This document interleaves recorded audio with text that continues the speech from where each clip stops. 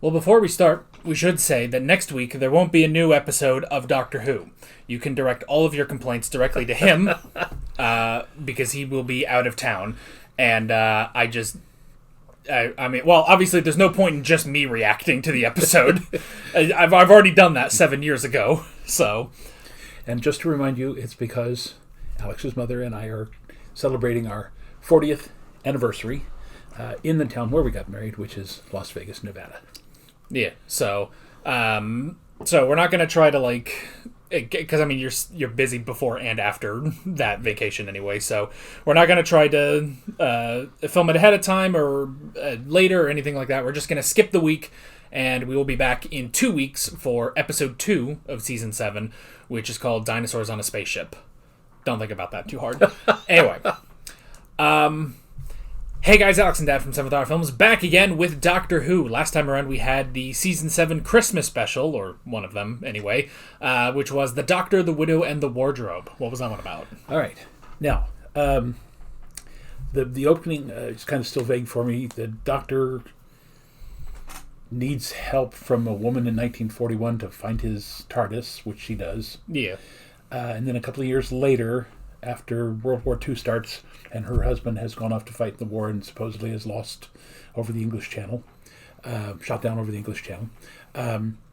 He decides to take care of her and her family to kind of lessen the loss of the husband, and he takes them to some kind of special place. Supposed to be their uncle, I think, but the uncle never appeared, did he? Not that I remember. I don't Not till the end. Anyway. Yeah. But there's a magic present under the tree, which the youngest son opens up ahead of time. And it's a portal to another world where the trees are sentient, but they're about to be taken over. Well, there's like a harvesting company that's about to just completely deforest the whole planet with acid rain, which the Doctor was not expecting to happen. So the trees, the souls of the trees are trying to escape from there before they get killed along with the trees. And they can't transfer themselves into the young boy. They try to transfer themselves into his sister, who follows him in, and that doesn't work. And ultimately they realize when the Doctor and the mother come in that the mother is a strong, female Mother Earth type, and so they transfer all the souls of the trees into her, and she manages to get them off the planet, at which point the Doctor gets them back to England, but also manages apparently to rescue the father so that he does not end up dying. Yeah, well, so that was the thing, was that the ship went through the time vortex, and in order to pilot it back to England correctly, the Doctor had her thinking about home and getting back and thinking about her husband, and that inadvertently led them to opening the time vortex where he was flying. And because it was such a bright light, he was like, I can follow that. So he accidentally followed them through the time vortex back to England. So, okay. Very interesting. Yeah. I mean, I know it was a Christmas episode. It really had very little to do with Christmas other than the, I guess, snowy landscape. It was supposed to be. Technically, that planet has nothing to do with Christmas, but it was just going to be a nice Christmas surprise from the Doctor. Yeah. He was expecting it to be nice and peaceful. That's the thing. So, and the people who were on the Harvester ship, or whatever the crew was, were literally like the two guards in Monty Python and the Holy Grail, where they completely misunderstand their orders and argue amongst each other all the time. And yeah, it was pretty good. At the end, the Doctor went back to see Amy and Rory on Christmas. So, yeah, that is pretty much where we left off. We are starting season 7. This is the final season of Matt Smith, and a lot of things are going to be packed into this, but not in the same way that a lot of things were packed into season 6. That was just a sort of convoluted, crazy story from start to finish. This is just a lot of different things that are going to happen over the course of 13 episodes plus a Christmas special, plus the 50th, plus the other Christmas special. So about 16 episodes or so. So, that are still left for Matt Smith? Yes. Oh, okay. Yeah. So okay. We've got a lot to go through. And this season is also slightly segmented into a part 1 and a part 2, but we'll get to that more later. You got anything else? Well, I'm looking at the menu here, and you had mentioned dinosaurs on a spaceship, and I'm suddenly recalling Samuel Jackson's Snakes on the Plains. And again, I expect Samuel L. Jackson to be complaining about expletive-deleted dinosaurs on an expletive-deleted spaceship. No, unfortunately not. They can't get Sam Jackson to be in Doctor Who. So, but yeah, it's interesting. So, well, I see. First up, we got Rory looking at a Dalek. Yeah. Okay. We might as well get to it. Also, no surprise here. Yeah. Also, there's the full length available if you want to go check that out. If you don't know what I'm talking about, I don't know how. I've said it like 1,000 times now. So let's just get moving. All right, here we go. Are these the new Daleks or the old ones? They are Daleks. Hannah. She's in a Dalek prison camp. They say you can help. Do they? I wish they'd stop. Hell of a choice of meeting place. They said I'd have to entreat you. Skaro, the original planet of the Daleks. Oh, it's looked better. Look at the state of it. If Hannah's in a Dalek prison camp, tell me, why aren't you? I escaped. No. Nobody escapes the Dalek camps. I'm amazed the Daleks have camps. Oh!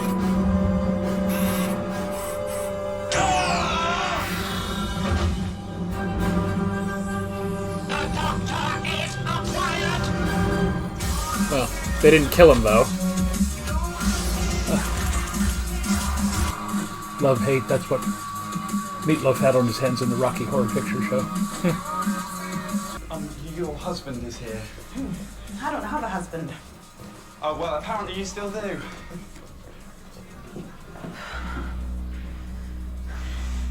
You have to sign these. And then we're not married. Just like magic. Man, what did we go through 2 seasons for if this is happening? Really? Come on, take a seat. We'll see and sort it out.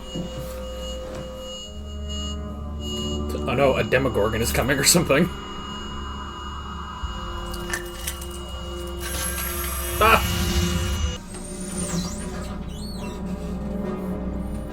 I think that's just a normal bus driver. Nope. How much trouble, Mr. Pond? Out of 10? 11.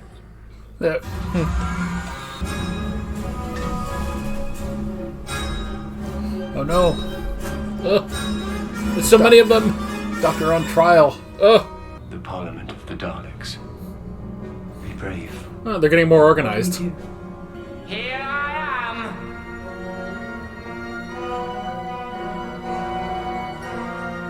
Save us. Okay. You what, mate? Save us.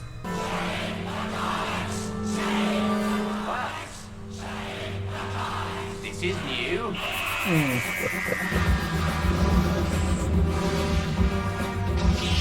Slightly new opening. It's tinted green.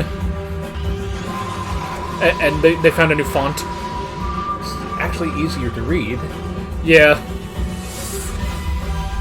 Although I did like the other one. Day 363. Meanwhile, Also, made another souffle. Very nearly. Yes. I recognize this actress, but is she actually playing Clara or not?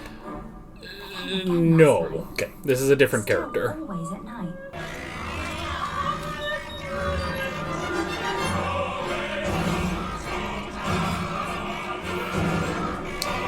Probably fine.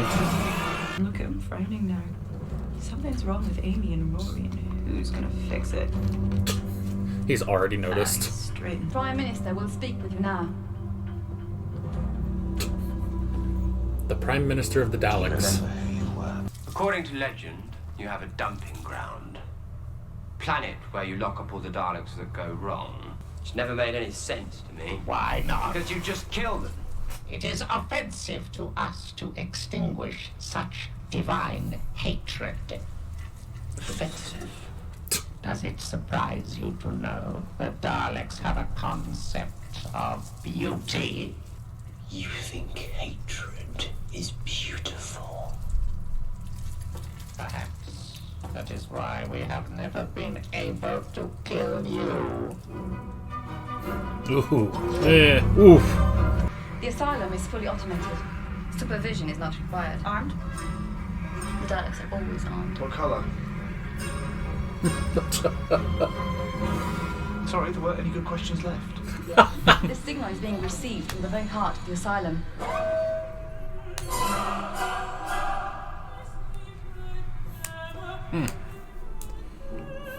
So not only is she being assaulted by Daleks, they're crazy Daleks. What have you been doing on your own against the Daleks for a year? Making souffles? Souffles against the Daleks. Where'd you get the milk? This conversation predator of the Daleks will be deployed. You don't have a predator, and even if you did, why would they turn off a force field for you? Because you will have no other means of escape. May I clarify? The predator is a Dalek's word for you. Me? Me? The only predator in all of space and time. We'll protect you from the...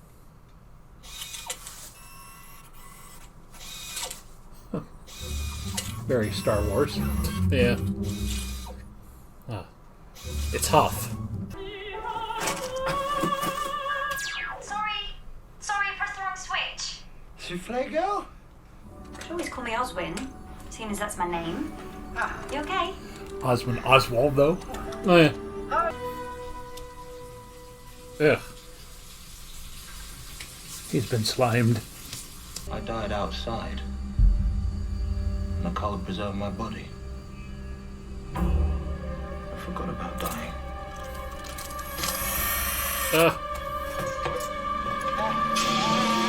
He's not a good Dalek. Living or dead? Yes, exactly. Living or... Yeah, them too.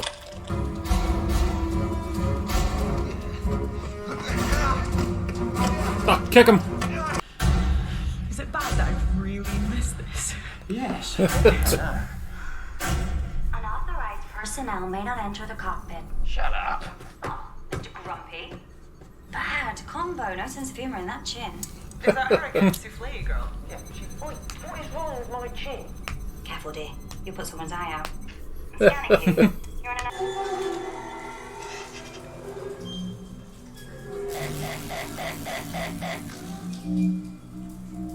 What? Exterminate. Eh. Sorry, what? He just wants some breakfast.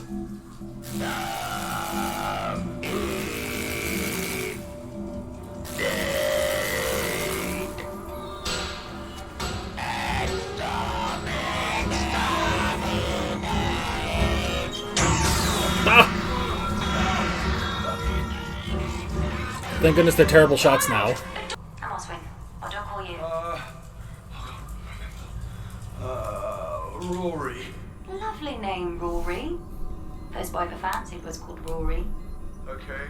Actually, she was called Nina. I was going through a phase. Just flirting to keep you cheerful. Well, I mean, he's single, so.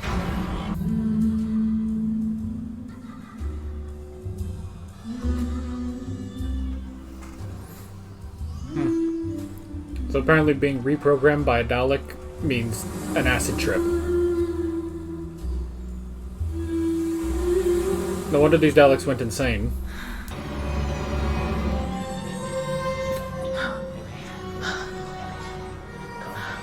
Take my hand out. Right. They're Daleks, but one of them is dancing.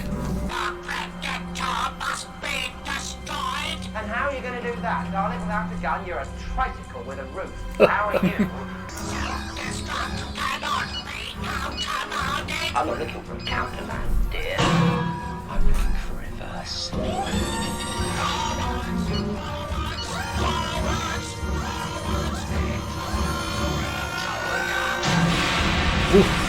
Oh, good job.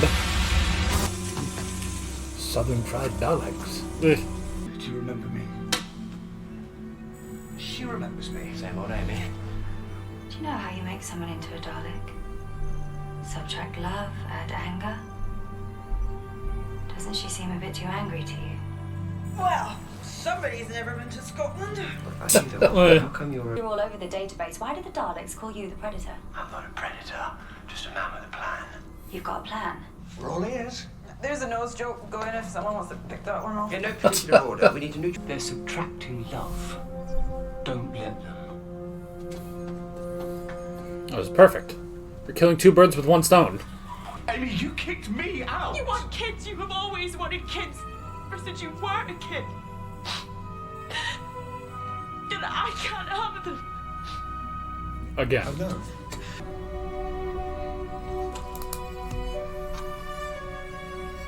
It's the doctors. When you were sleeping. Time Lord. Yeah, what's the man? He doesn't even need it. Then why didn't you just tell us?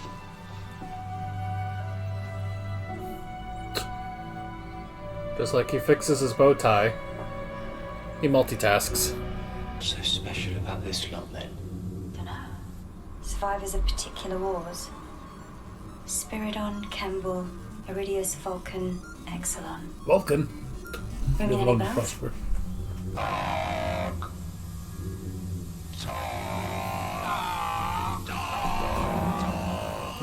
Survivors of the Time War. The Daleks, they have a hive mind. Well, they don't, but they have a sort of telepathic web. The path web, yes. I hacked into it, did a master delete on all the information connected with the Doctor. But you made them forget me. Good, huh? And here comes the door. Maybe that'll be good for them, actually. Where am I? Oh. Am I? Because you are a Dalek. Thank you. Run!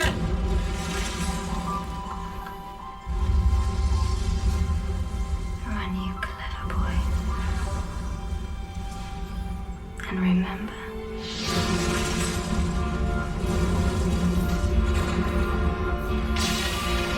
Could have given him a head start. Let's go. We're good. Let's go. Any moment now. Just hit the button. Suckers!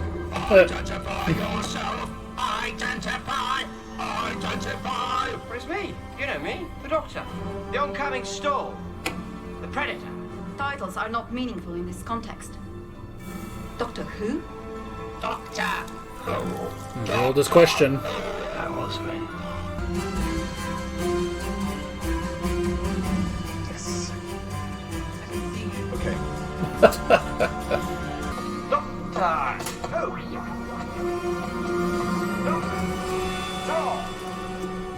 Oh. Alrighty. 35 seasons later, they finally asked the question, Doctor Who? Well, it's very interesting. Now, using the actress and the actual name, I'm assuming that somehow or other Clara Oswald is somehow related to this. And I know we'll get into that when we get into the 12th Doctor. Yeah. It's Unless Clara comes in before 11 11 regenerates. it's a whole deal. We'll get to it when we get to it. So Okay. I don't think that was the intention initially. I think they just liked her, and so they were like, let's bring her back. So, but we'll get into that later. For now, we still have Amy and Rory. I don't know why. I really don't know why they insisted on keeping Amy and Rory this season. Like, this is the big thing, basically, that I had starting in the God Complex, and going for a little while now, is I don't know why they kept coming back to Amy and Rory. I mean, I like Amy and Rory. It's good, but especially like with the end of last episode, I thought, well, there's a good end to the characters. You know, he pops back in every so often for Christmas dinner, and now it's just like, okay, well, they're back, but they're getting a divorce, but they're not, and we're not really. It's also a thing of like, they're getting a divorce, which is a big deal. We're not going to focus on it that much in this episode because Daleks, the Asylum, introducing Oswin as a character. I don't know. What do you think? It doesn't bother me. First of all, how long between the Doctor, the Widow, and the Wardrobe and this episode? This would be sometime in 2012. I would imagine this was probably late 2012, and the last episode was Christmas of 2011. Okay, so nearly a year. Nearly a year. I would imagine they had to bring Amy and Rory back simply because if they jumped into a brand new companion, people would go, but what happened to Amy and Rory? When you have that kind of a gap, I mean, it's like Stranger Things. It's like, what? Wait a minute. What happened here? This is only supposed to be, 4 years since the very first episode, and yet, 10, 12 years have passed. Yeah. So, I'm just from a continuity standpoint, from the people who are running Doctor Who, if there has been nearly a year gap here, somebody probably said, look, this idea of Oswin, maybe that's a good idea. Maybe we can kind of build on that later. But for right now, if we jump into a Doctor Who story without Amy and Rory, people are going to go bat crap crazy. I guess. I mean, granted, if it could have worked if they just made it a more definitive ending in the last episode. Because, I mean, the last episode barely had them anyway. So, like, I thought it would be fine to just have, it's like they retire. It's like Martha. They retired, and it's nice. It's good. It's not a tragedy. They just retire, and then the Doctor, he picks up someone else. That's exactly what happened with Martha. Martha retired, and then he went and picked up Donna, and it was fine. So I don't know. I don't see why we couldn't just do that again here, but I don't know. We're going to keep Amy and Rory for a little bit here, but I don't know. I will have more to say as the episodes go on. And especially, too, because it's like, well, we have Amy and Rory. They're not going to do anything particularly interesting in this episode. They're good. They, have everything on lockdown of what they're doing. And then, the only conflict here with them is their divorce, which is also kind of weird because it's like, I don't know. Maybe this is just a problem with media in general. Whenever there's a story like this where it's like, well, it can't give you kids, so we might as well break up and stuff like that. It's like, well, first off, you could ask if he's okay with not having them.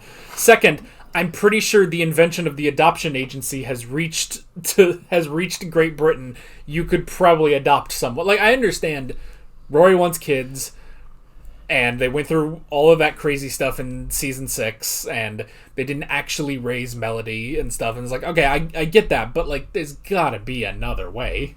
So, I mean, well, maybe not famously, but they did that on Friends, back in the day, where it was Chandler and Monica. They couldn't have kids. Spoiler alert for Friends, I guess, if you haven't seen Friends. If anyone was really wanting to go watch Friends and didn't want to be spoiled. And then it was like the end of the show. They just adopt kids, and that's that. And it's like, okay, you could do that. And I don't know. This episode, to me, it feels like Amy and Rory are just kind of forced to tag along. And it's like, well, I mean, these are two iconic companions of Doctor Who now, and it's like, well, I'd rather you did something more interesting with them at least. So, and of course, the other thing is, the corporate guys are sitting around going, "We've been gone for a year. How do we make sure we get everybody's attention?" Daleks. Well, yeah. You know, that it's got to be the Daleks. It's got to be the Cybermen. Who else could it be? The sea creatures. Yeah. So it's got to be somebody that immediately the audience is going to, oh, I got to watch this again, even though it's been a year, because there's Daleks. Now, here's the same problem. Yeah, but look at what we've done with the Daleks all the time. What are we going to do with the Daleks now? I've got an idea. How about the Daleks are running scared because the Daleks are after them. The crazy Daleks are after the not crazy Daleks, although they're all crazy. That has become a point of contention with this episode. I still enjoy this episode. I probably enjoy it more than most people, actually. But that is slightly a point of contention of just like, why would the Daleks have an asylum? And actually, as this episode kept going, and they started talking about, the conversion into puppets and everything, and the reveal that Oswin was fully converted into a Dalek, I just kind of sat there and I was like, why wasn't this a Cyberman episode? Because that kind of would make a bit more sense, the Asylum of the Cybermen, that they would have that. Because, yeah, it's like, they try to give off the excuse of, like, well, the Daleks, the Daleks have a concept of beauty. And it's like, okay, well, that's something different. It's like, their beauty is hatred. So, for the insane Daleks, like, their hatred is even bigger than an average Dalek, so they can't bring themselves to destroy it until they become a threat. If someone can get into the planet, the Daleks can get out of the planet, and that would be a problem for the larger Dalek empire as a whole. So, but it just seems kind of weird that the Daleks would have the asylum in the first place. Well, to me, it made sense because we had that whole Cult of Skaro thing, where you had literally, even though it was a small group, you had Daleks who said, we are not the way the original Daleks were created. We are trying to find a way to win where we've never been able to win before, but because there are original Daleks remaining, they view the Cult of Skaro and these guys as, you are not Dalek, therefore you must be contained, although for some reason, why don't you just exterminate them? Yeah. I think the other thing, and this doesn't even really bother me, but I think the other thing that people say is, for an episode where you introduce an asylum of crazy Daleks, they don't do a lot. It's not the most visually creative thing. It's just like, here's a bunch of rusted Daleks that are trying to say exterminate and trying to kill you. It's like, it's not even that crazy. So, I don't know. It's a fine episode, but and more of my problems with the episode aren't even with the episode themselves, just this whole thing of keeping around Amy and Rory when I feel like their story has ended already. Yeah. So. No, and again, if they had wanted to, they could have written this story as an exit for them. That, Amy can't go on, and by this time, hasn't Karen Gillan done a couple of the Marvel shows? I don't know. I think that's a little later. Okay, maybe. So, but they could have used this as a write out for them, and introducing someone they can bring back later on, even though Oswin is not real. Obviously, they're going to use that to somehow maybe bring in a relative of hers or predecessor or descendant. So, but anyway, I probably wouldn't think of any of that if we hadn't seen the Murder on the Orient Express in Space episode, and I had seen her. But I will say this: she's very sharp. Yeah, I like. Again, she's kind of like Amy and the original Romana in that, and Donna even, that she needles the Doctor all the time. Yeah, just not giving in to him, not being the damsel in distress, but understanding that there's something unique about him and that she has something that she can offer in way of companionship. Yeah. And a lot of the characterization of Oswin does carry over eventually into Clara. And I will say Clara is a very love her or hate her kind of companion. She is very divisive. One of the first... Well, no, she in particular is a very divisive companion. I like Clara. I understand some criticisms and don't understand others, but obviously we'll get to that when we get to that. But yeah, a lot of that is carried over from Oswin with how she portrays her in the Dalek. Yeah. So yeah. And honestly, it's still a very good twist at the end that it's like, oh, she was a Dalek this whole time, but she created this little bubble of reality because she couldn't handle the truth of being a Dalek. So it's like, okay, that's an interesting twist. It works out. So, but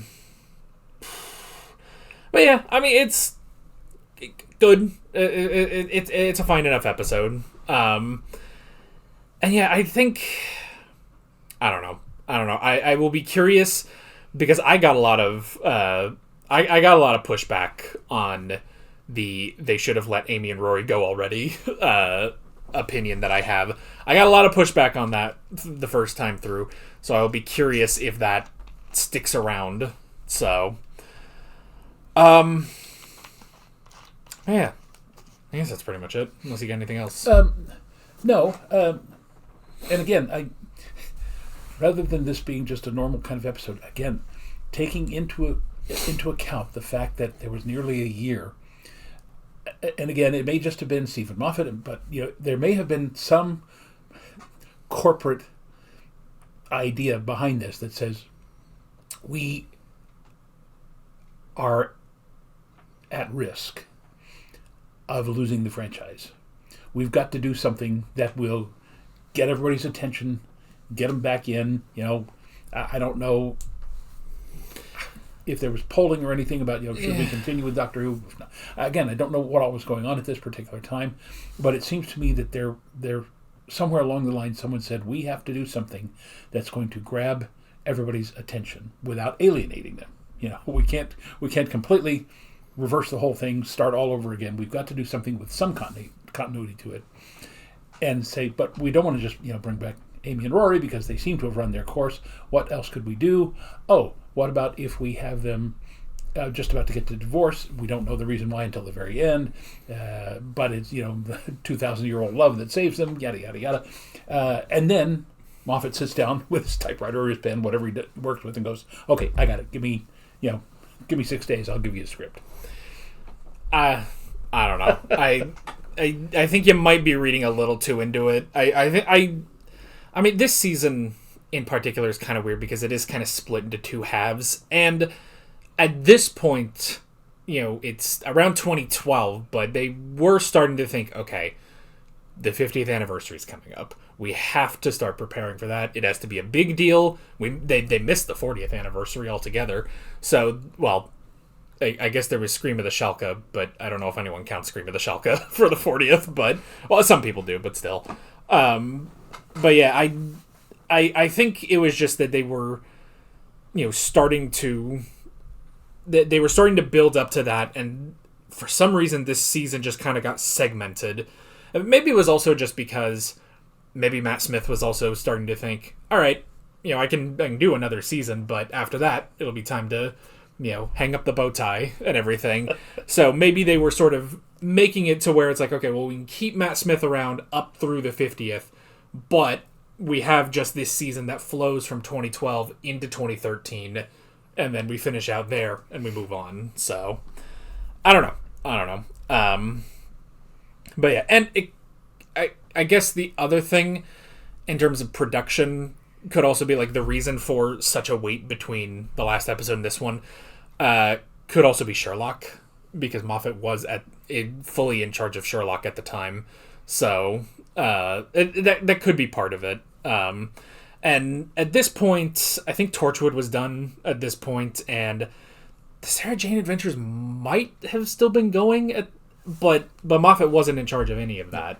That was all still Russell T Davies. So I don't know. It could have just been they just needed some time to start crafting what they needed to do for the 50th anniversary and how they were going to give an exit for Matt Smith and everything. So I don't know. It's honestly just one creative choice that I disagree with of bringing back Amy and Rory in this season.